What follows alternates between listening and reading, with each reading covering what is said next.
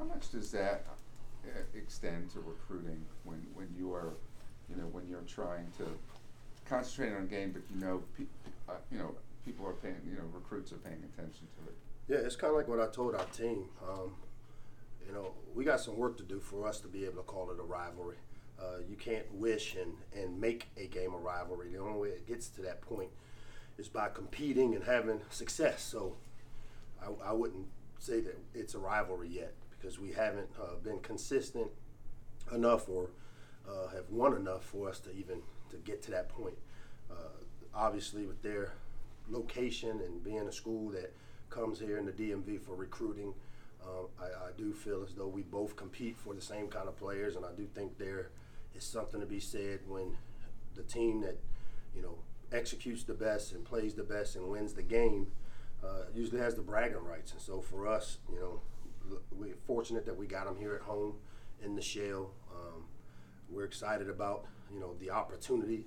They're a ranked program, and they're the type of program that we're working to develop that type of program like they have. So I do think the competition extends just beyond the playing field, but also in recruiting, like you said. I know you said that you have that next man up mentality when you deal with an injury like the ACL tears and now with Funk. But what do you kind of tell your players as well to help them get in the right mindset, not playing scared and just keep their spirits up? I would imagine that we have very few guys that will play scared. That's not something we do. We develop our team with the way we practice and the way we execute. So I normally don't have to address playing scared. What we've got to talk about is the habits and behaviors of the next man up, that he has to play to a level basically to be the best version of himself as a player. Understand what he's supposed to do and how he's supposed to do it and why it's important to do it that way. And so, we're always constantly developing our team. We're a developmental program. When one guy goes down, we've got to have the next man ready to play with him knowing, it's important to do his job and why it's important to do his job. Like on the topic of development, how has Chig's development gone since you got here and your staff got here, and just what is his upside, you think, for a guy that's not even halfway through his career? He's a guy that, again, coming in, he's shown the ability and skill set as a receiver to catch the ball. He creates some matchup issues because he has size and speed. The one thing we asked of him, coming out of spring ball, was to improve his run blocking and how he blocked in the C area, as we like to call it. And I've seen him make strides. I mean, is he there yet? No, he's still developing, but I've seen him improve with every season we've had him, in terms of the spring season through fall camp, and even as we're 4 games into our season. So I like the way he's developing.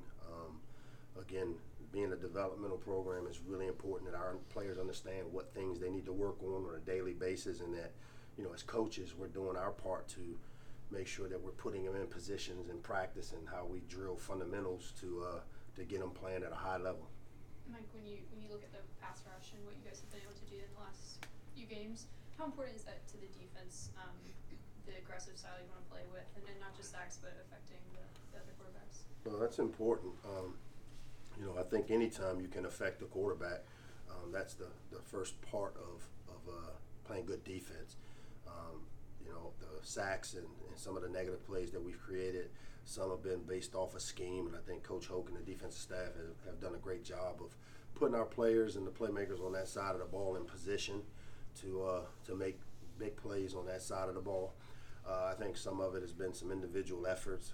We've seen, Keandre Jones has shown the ability or knack to rush the passer, and just with the relentlessness that he plays with on every play, gives himself a chance to have success. But again, I think Coach Hoke and the defensive staff have done a really good job of we want to be an aggressive defense. I am not a bend, don't break conservative personality in terms of how I want us to play, and John has philosophically given me the things I'm looking for out of our defense.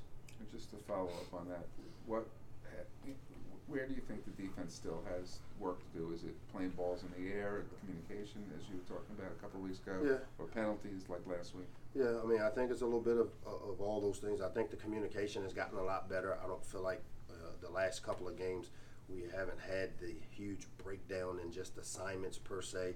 I thought in the Temple game we played pretty smart from a communication standpoint.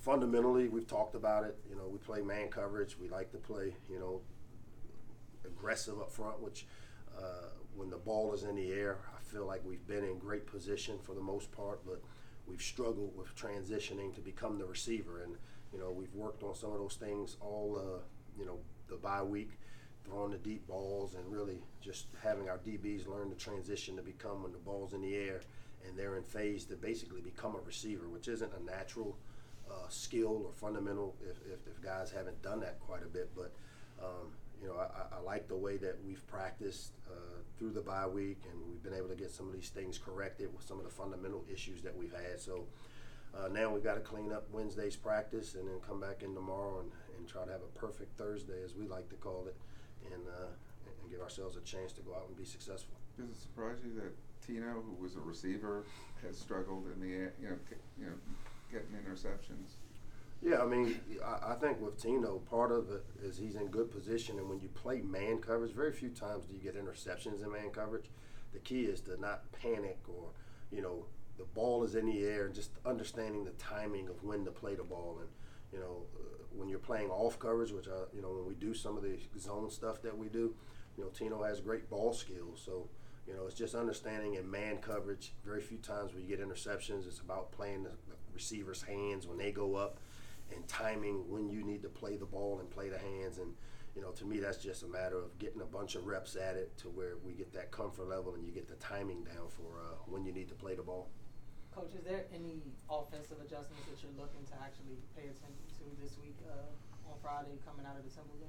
You know, for us or for them? For you. I mean, yeah, I'd like to see us execute at a high level.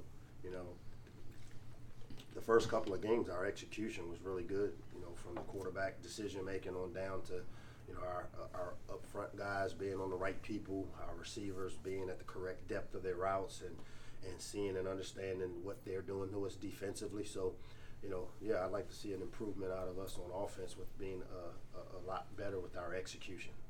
Carlos Carrier's a guy who's seen increased snaps the last couple of weeks, and it seems like he's really taken advantage of the opportunity. How have you seen his game grow, and does he bring anything different to the table? I mean, yeah, Carlos is another guy that, again, much like Chig, which we talked about earlier, that has continued to develop in our system and in our program. And, you know, he's been a bright spot for us. I've been really pleased with Carlos and how he's been able to contribute thus far.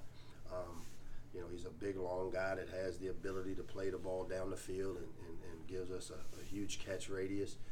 Really smart player, can play a couple of the different receiver positions for us. So, again, yeah, I think with some of the, you know, the Temple game when Darryl Jones kind of went out with the calf, it opened up some opportunities for him. And, you know, we're going to rotate fresh bodies in at receiver because of the amount of plays we tend to get and the tempo we play with. And he's in that rotation because of his ability to create and make plays. You talk about Josh and getting into a rhythm, whether it's him or any quarterback. When you're shaping the game plan, is that something that, you know, you're actively thinking about, giving them a few drives where, you know, they'll be able to get into that rhythm, or is that not something that? No, I mean, you try to run the plays and call the plays that your quarterback can execute. You know, for us, we didn't do new things or a bunch of new things for the lack of execution in the Temple game. It's about being consistent, and to me, that's the part. You know, consistency tends to be the last thing to come when you're putting in systems and you're developing a culture, and we want to get the consistency as quickly as we can out of our players. And so, yeah, I think you get the quarterback started and getting him a comfort level with everybody doing their job and doing their job well, and it starts with him. And so, like I said, I'm hoping that the Temple game was an outlier for Josh and how he played, and I think we've had an opportunity to get some of the things corrected that were fundamental issues or decision-making issues. So my expectation, based off how he's practiced the last 2 weeks here, that we'll get a good game out of Josh Jackson. They don't have Penn State doesn't have necessarily the dynamic name players that they've had in offensive. Really? No, offensively in terms Number of quarterback. one is dynamic. Okay. KJ Hamler, All right. dynamic. Tight end, Fryermuth, whatever his name is, dynamic. Okay. We got some issues. Okay. But go ahead, I'll let you. No. Well, they replaced their quarterback. Right. Okay. And they don't have a Saquon Barkley Right. per se. What now? What concerns you aside from KJ Hamler? Well, I just told our team, obviously, when you attack people, you want to find a way to neutralize. We call them game plan wreckers, the guys that have the ability to wreck your game plans. And number one is one of those guys. And obviously, for him to do it, the quarterback, which I think has played phenomenal, he has the ability to pull the ball down and run, and has the athleticism to do some of the things that they've done on offense when they had Trace McSorley. But he also can make all the throws. So we've got to affect the quarterback, I think, by making sure we mix up our coverages and keep them off balance with when we bring pressure and when we don't. But those tight ends, we've got two tight ends that are obviously big-time playmakers and matchup issues because they got long, really tall length guys that can run. And a lot of times those guys get matched up on your linebackers. And so we've got to, be able to cover and match those guys.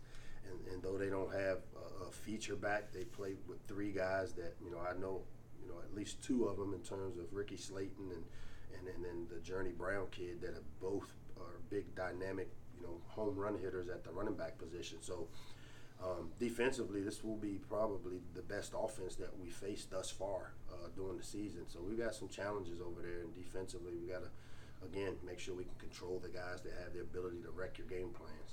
I'll withdraw the question. Withdraw the question. What kind of, drills and specific work do you do with Jackson to prepare him for, situations where he will, face a lot of pressure and is, having to really throw and make those quick decisions? Say that question again for me. What kind of, drills and specific work do you do with Jackson to make sure he's prepared for those situations where, he really is facing the pressure and, about to face sacks and things like that to get out of those situations? The way our practices are set up, we have blitz periods where, again, we work the blitzes and the pressures that they run. That's what, when we go up against the scout team, they are showing us these looks. So we watch a lot of film with them to, again, give him information that he can utilize pre-snap and post-snap, which will hopefully help him, whether it's from a protection standpoint, get himself picked up. All the basic drills that we do. Any injury updates between yesterday and today? Injury updates between yesterday and today. So normally don't even have Funk is out. Darryl Jones is back. Who else? Who are you wondering about? Because I can't even remember. Then McKinney's. That's pretty much it, I guess. Yeah, I think we're healthy for the most part, as we can be. But Darryl Jones is back. Petrino's back, and obviously Funk is out. Any other questions? Thank you. Be quiet.